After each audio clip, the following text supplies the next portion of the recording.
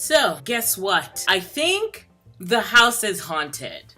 Let me just give it to you, just like I see it happening, okay? The reason why I say that this house is haunted, every now and then, I will be working here at my iMac, and there'll be a tiny little black insect just flitting around. I can see it, but Baden can't see it. Baden believes me about the little insect that's flying about, so I'm left doing this all the time, trying to catch this insect that's bothering me, and it only happens once.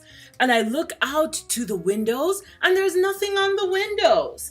And granted, we have some plants in the house. 2 of them don't require watering all the time, so nothing really grows in there. But we did have to rescue an African daisy that had not had the chance to thrive because an overzealous neighbor who was just being helpful chopped off what it had tried to grow during the summer. Oh, that poor plant. Just before the first frost, I decided, you know what? I'll ask Baden. Because Baden loves African daisies. So do you want the African daisy? Yes. So I put it in a pot. And it's there. But it doesn't have any insect. So where is this insect coming from? To bug me. I don't want to look like a crazy person. I look like a crazy person anyway. But, you know, what are you going to do? Who gets haunted by an insect? Only me. I would be the person who's haunted by like some insect. Does that even make any sense? To be haunted by an insect? Why don't I get a respectable ghost? And how long does this insect live for? It's been a week now. It's not like suddenly there's, you know, a bunch of insects that are flying around in the house, and it's Canada. It's cold now. Insects should not be flying around. That's why I say it's a ghost insect. Anyway, and it flits around so fast, I can't capture an image. I don't know how to be like, oh, there it goes. Let me find out. And I go to look at the windows and there's nothing there. Honestly. I sound like a crazy person. I'm haunted by an insect. Really? I need a respectable ghost. If you've got one in your house, please send them over. I'll send you the insect. You can deal with that. I'll just get my cup of tea and we can start.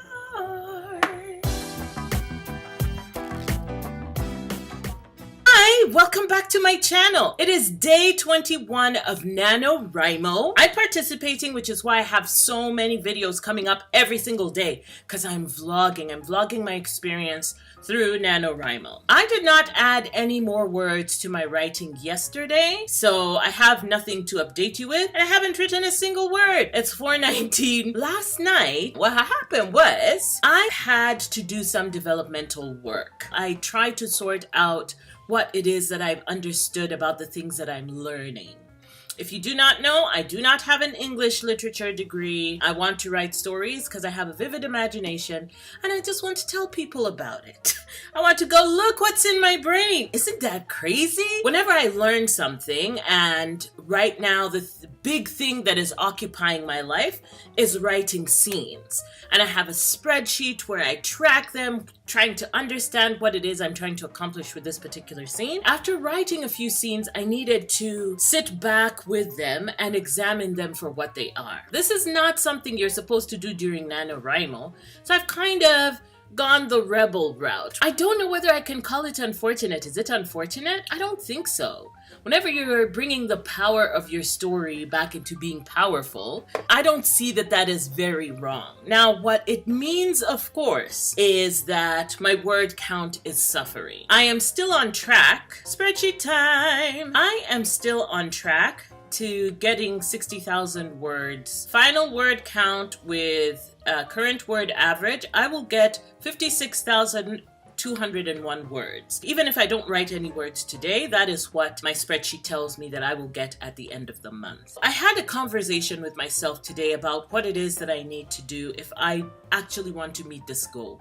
Because as a result of doing some scene examination and recognizing the fact that my story had gone kind of wonky in a direction it didn't need to go, because I didn't do Preptober, I have had to go back to some of these scenes and rewrite them in order to get them facing in the direction that I need them to face. It is a science fiction thriller. That is what I'm trying to write. And it means that the tension gets heightened with every chapter, every scene. It means that my main character is constantly looking for the solution to the original problem, to the shit that happened to her at the beginning of the story. So that is the second thing that I've been thinking about. The third thing, and I'm not calling anyone out their name, my parents are very conservative, and they would describe themselves as such. They are conservative. So what happens when you write a story about a character that your conservative parents wouldn't particularly like? Because I want them to be able to read the story and enjoy it, but what happens when you are dealing with issues that are challenging for people with a conservative mindset? Do you ever struggle with presenting your work to your parents? I will get on with it because I need a few words today. Even if I get just 200 words, that is fine. I don't really mind. I'm still on track. I will go and write. And if I have anything to update you with later, I promise you I will bring the updates, but I may not because it is late and there's dinner, there's the gym, I hope that NaNoWriMo is going swimmingly for you. One of the things that happened to me every single NaNoWriMo before this is that I was not on track with my words.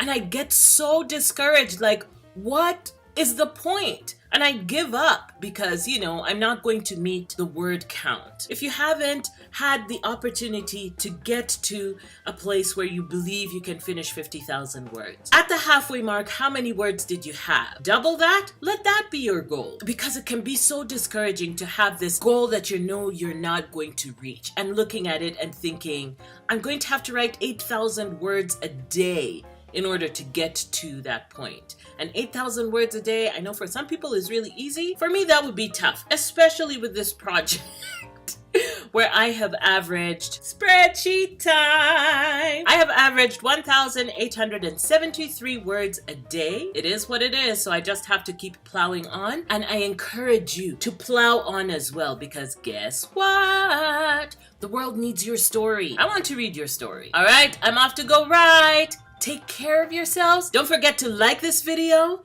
and do not forget to subscribe. If you would like a ghost, or if you have any comments about the parents, please leave them in the comment section below. And it doesn't have to be parents. Your siblings, your grandparents, any of your relatives, people who you share blood with, or who you don't share blood with, your friends. Just let me know what you think about presenting your work that has completely contrasting ideas to theirs. I will see you later.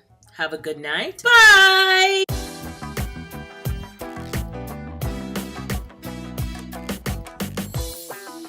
Come Maria, Alfea.